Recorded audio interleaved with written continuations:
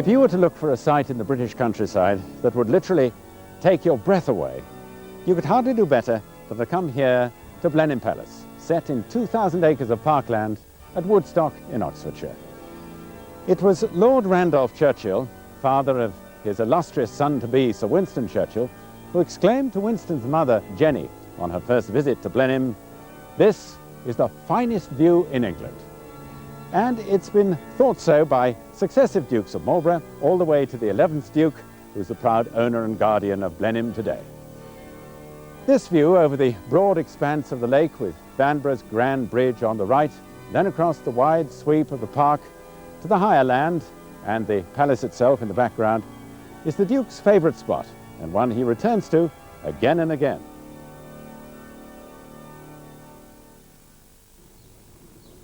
Built between the years 1705 and 1722 by Sir John Vanbrugh, Blenheim Palace was given to John, Duke of Marlborough, and his Duchess Sarah by a munificent Queen Anne as a mark of gratitude to Marlborough for his victories over the French during the Spanish War of Succession, and for, in effect, rescuing Europe from domination. Almost as if in recognition of such a feat, the Marlborough coat of arms has pride of place over the north front main entrance. Blenheim, surprisingly, was only Vanbragh's second major house. Castle Howard came first. He was as much dramatist and soldier as architect. Hence the association of a romantic castle profile with the Roman palatial layout. The symmetry and exaggerated perspective of the projecting wings on the north side were derived from the classical Baroque style of architecture, of which there were precedents on the continent. They have profound effect. The chimneys alone, for instance, are a tour de force, with great arches supporting the stacks. The functional factors of carrying away smoke from winter fires are ingeniously disguised.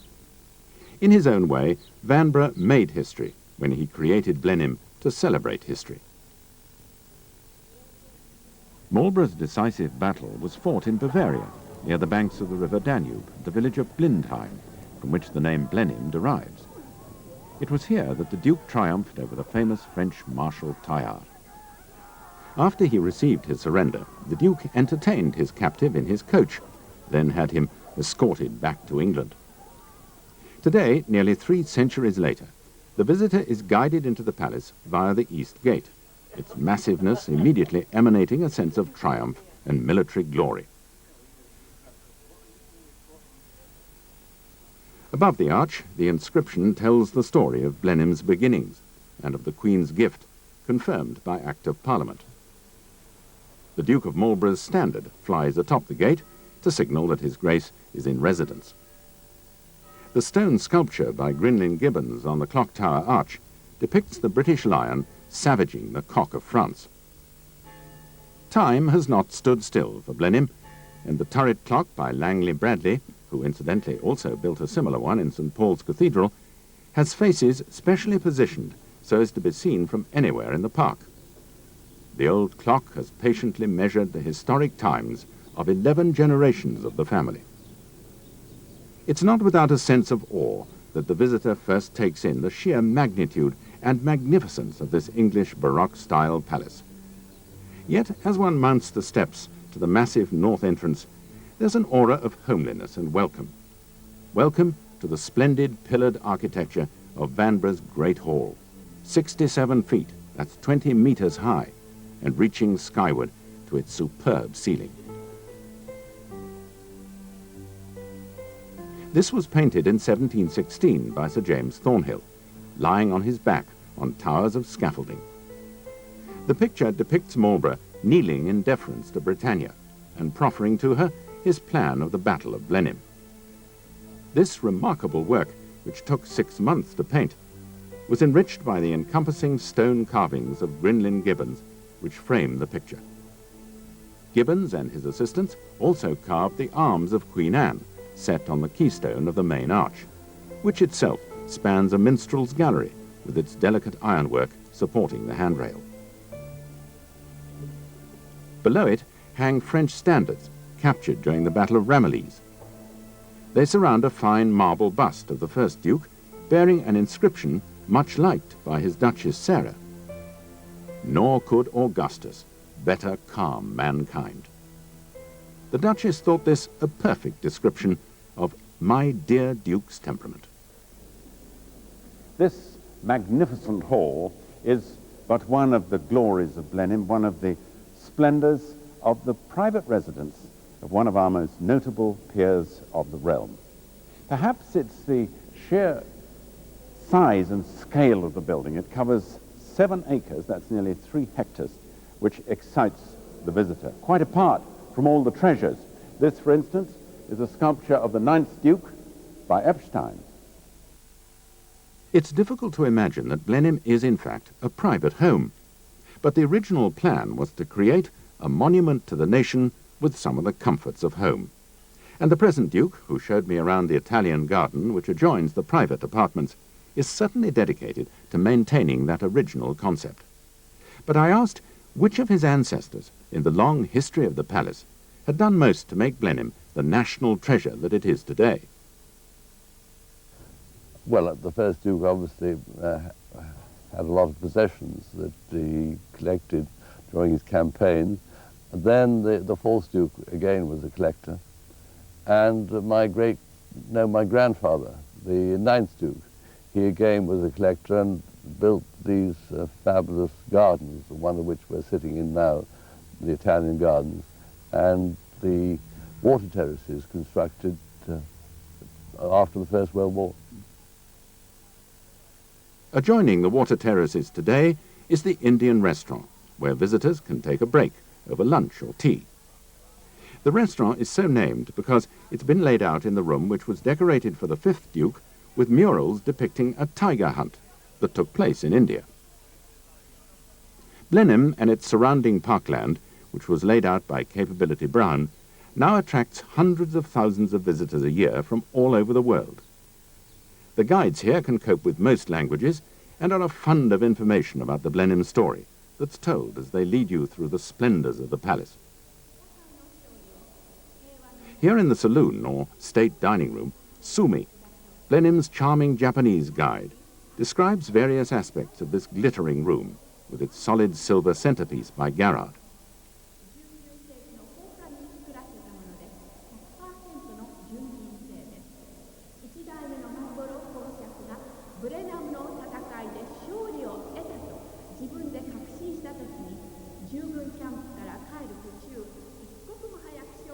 The Duke is writing his dispatch at the end of the battle that won him Blenheim Palace. The administrator here, Paul Duffy, does a lot of walking in a day. His responsibilities cover every corner of the palace, and he insists on good order. As an ex-Scots guardsman, he's very particular, with an unerring eye for detail. If, for instance, something on display is even slightly out of place, he notices at once. How do you keep hundreds of thousands of visitors happy and contented? Blenheim's a beautiful place, beautifully designed, and the fact that they're coming here, and as you walk through the gates of Blenheim, through Woodstock, through the Triumphal Arch, and this fantastic panorama of parkland, and lake, and trees, and architecture are there, that enlightens anybody's day, that brightens anybody up today.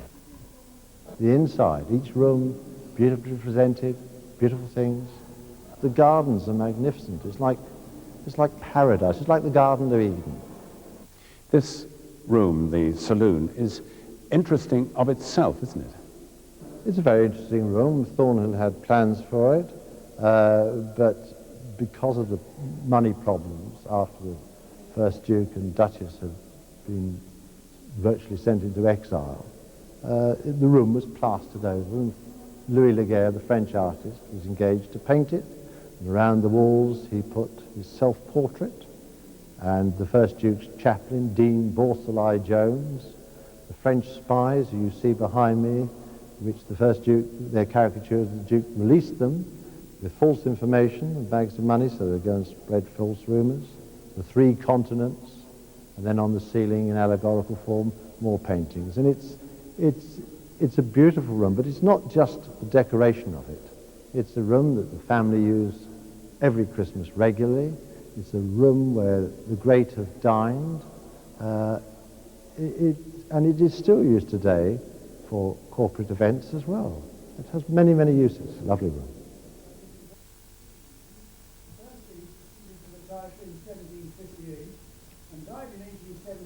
Every room you go into in the palace is a rich exhibition in itself, and all the state apartments are on public view.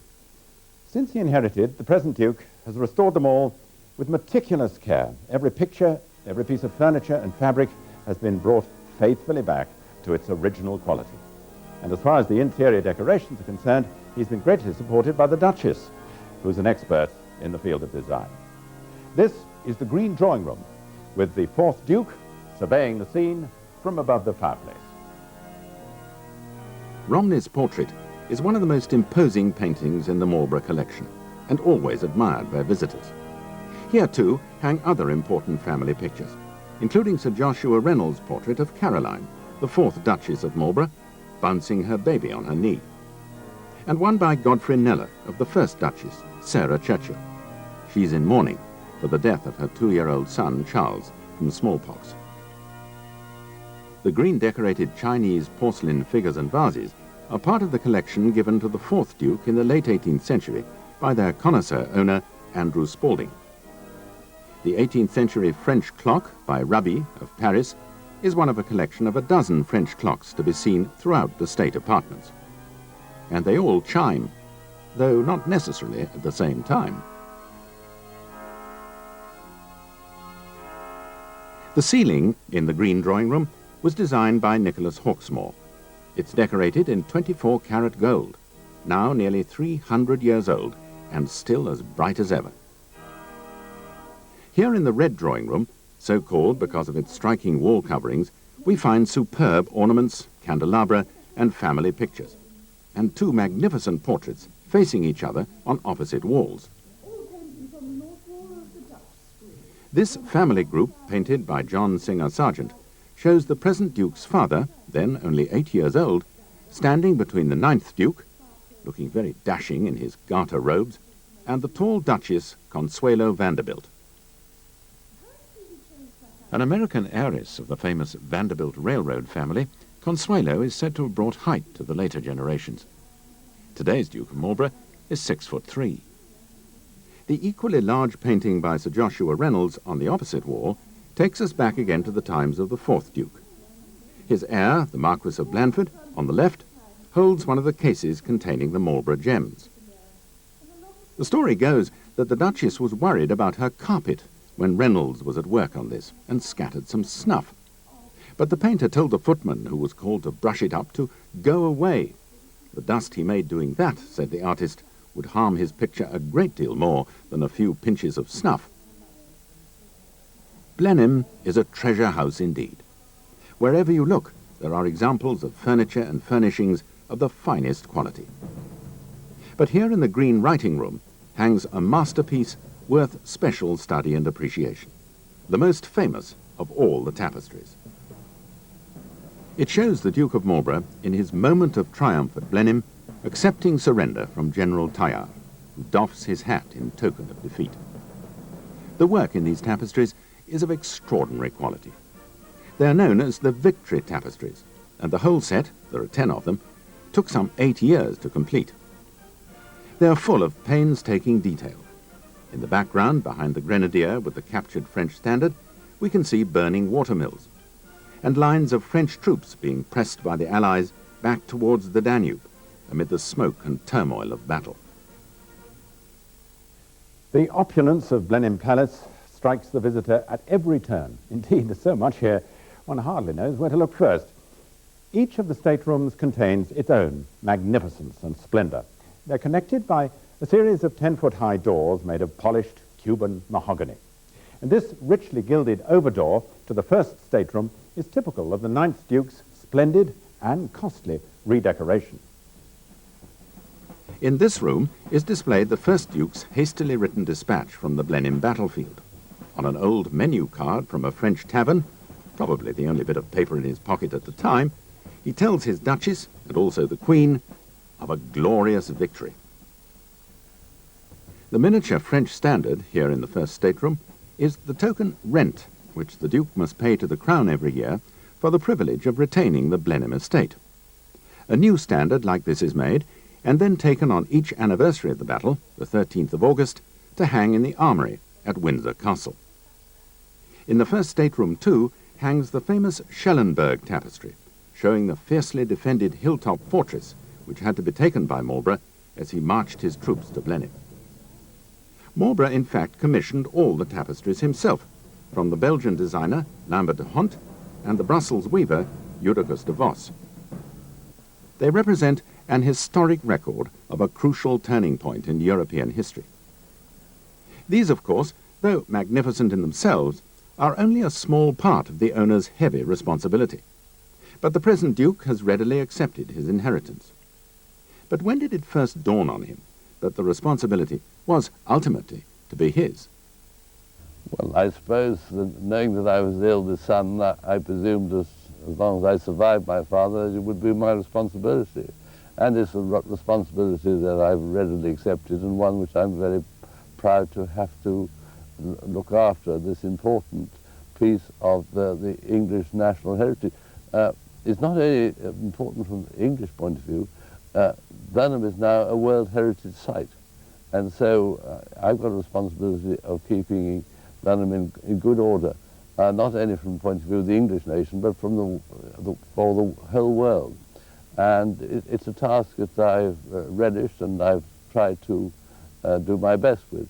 And luckily we're very fortunate in having a lot of visitors here, and it's only right, and I think proper, that in these days that people who have got these wonderful treasures and these beautiful surroundings should share them with people from all corners of the earth, and I'm very happy to do so. But of all the figures connected with Blenheim, this man's name is probably the most famous: Sir Winston Churchill.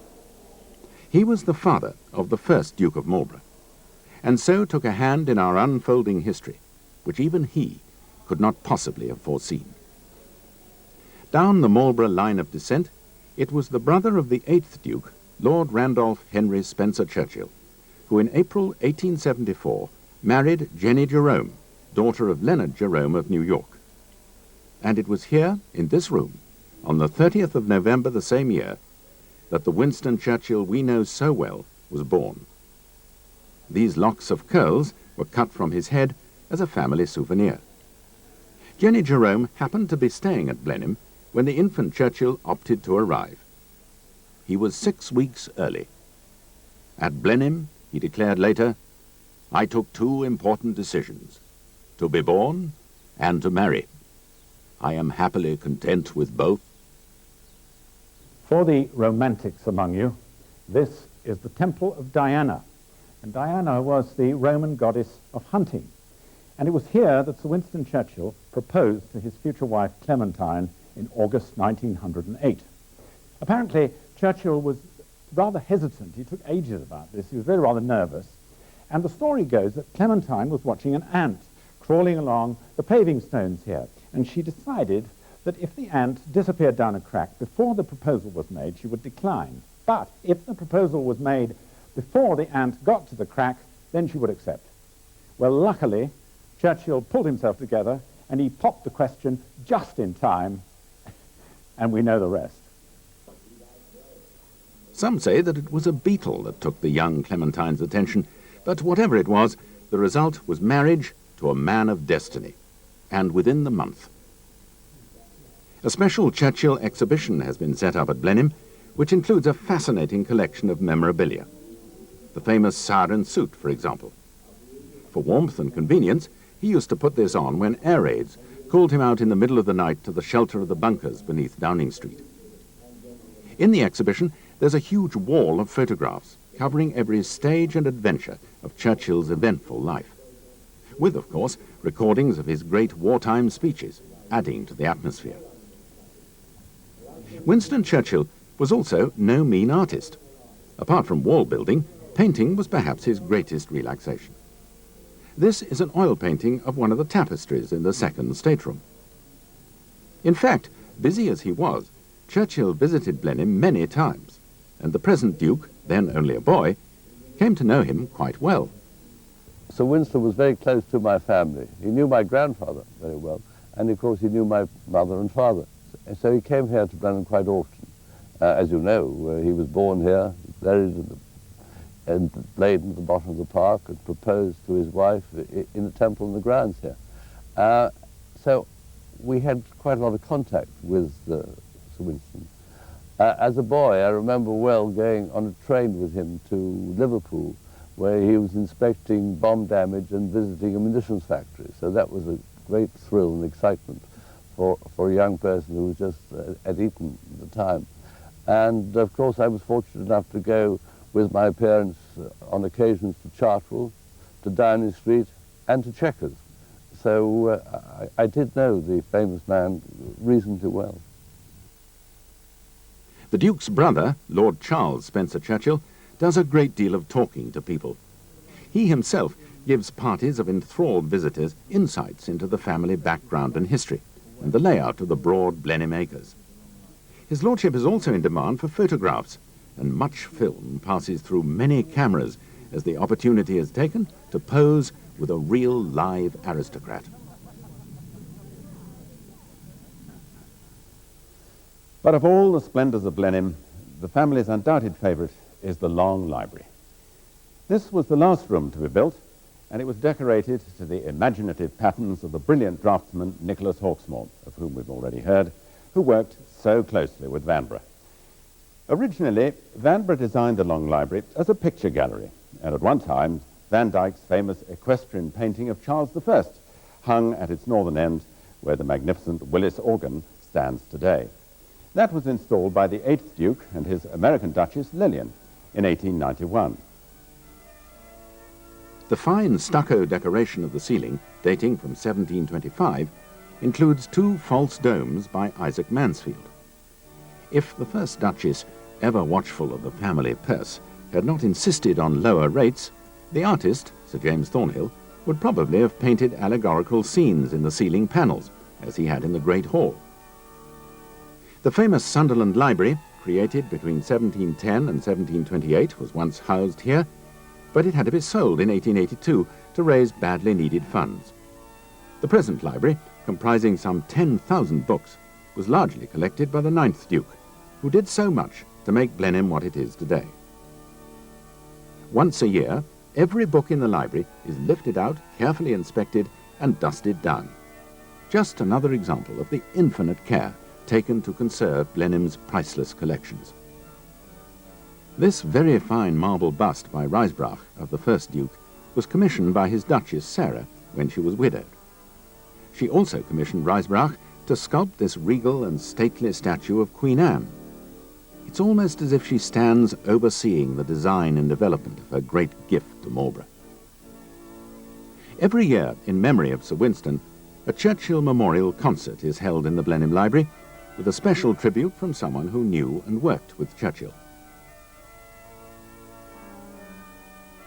There have been prime ministers, professors, diplomats, admirals, private secretaries, an imposing list of high-ranking public figures who've taken the stage before Blenheim's magnificent organ and come here to honour our greatest Englishman. Sir Winston Churchill died in 1965, and he's buried here, with his wife beside him, in the churchyard at the nearby village of Blaydon. Sir Winston's choice of burial place has made Blaydon a focus of pilgrimage forever. Across the broad expanse of the park, the palace itself almost seems to stand guard.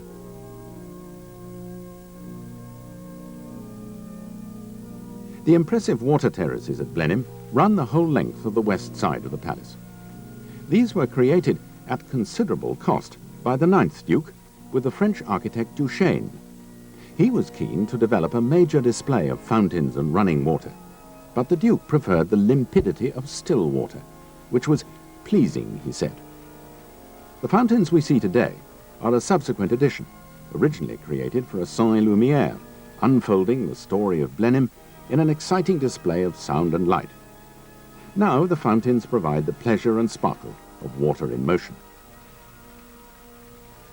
To experience the romance of water, many thousands of visitors each year enjoy a boat trip around the lake. They're provided with a running commentary as they go. From the vantage point of the lake, visitors can get closer to Vanbragh's splendid bridge. This was actually designed as a 3-story building, but its foundations were submerged beneath the rising waters when the lake filled. As the boat takes its course, a stunning view of the palace is revealed, standing out against the skyline, its stoneworks warmed by the westering sun. The Blenheim Railway acts as a link between the house itself and the pleasure gardens, much of which the present Duke has been responsible for creating. Here, quite apart from the palace and the park, is another chance for education groups to benefit from the huge range of services Blenheim has to offer. This concrete model of the historic old town of Woodstock is one of the first things that attracts the children.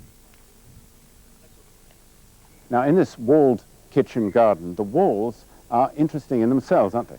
What you see now is the walls of the 8-acre kitchen garden, marked with 300 years of nail holes for the espaliers and fruit trees and so on. Again, a great contribution to the heritage aspect of the palace and its gardens. What has Blenheim to offer in the educational sense? Because you're the education officer here. If you imagine an 18th century palace with its rich architecture, its history, its contents, then imagine its gardens and its park, and then its huge estate with its farms, the forestry, the sawmill, the timber conservation plant. If you imagine that on one side of the spectrum, and on the other side you imagine every aspect of the educational field, whether it be brownies aged 5 years old or graduate researchers in their 30s, Blenheim can offer something from all that resource to all those people. And that's the job of the Education Service, which the present Duke instituted about 12 years ago. Now, we're standing here, John, in the pleasure gardens. What part do the pleasure gardens play in all this? Well, a very important part.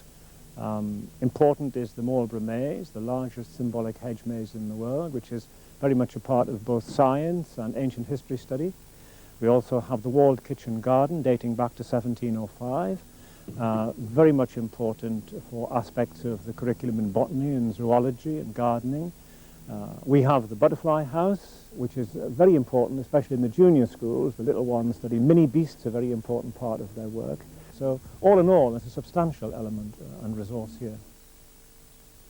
The Marlborough Maze, which John Forster mentioned, is a remarkable pattern of yew hedges laid out to represent a picture of a huge cannon with stacks of cannonballs beneath it and trumpets and flags above.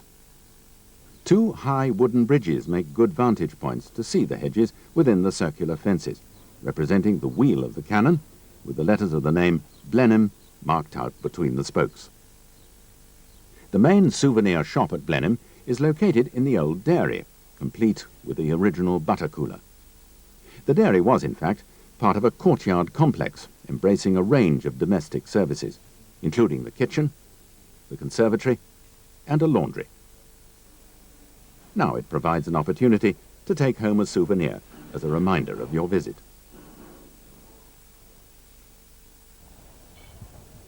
And so, in this short presentation, we've seen and heard something of the Blenheim story. Of course, there's much, much more, as you'll discover when you come to visit. But for the Duke of Marlborough, the upkeep of this fabulous place is a lifetime's dedication.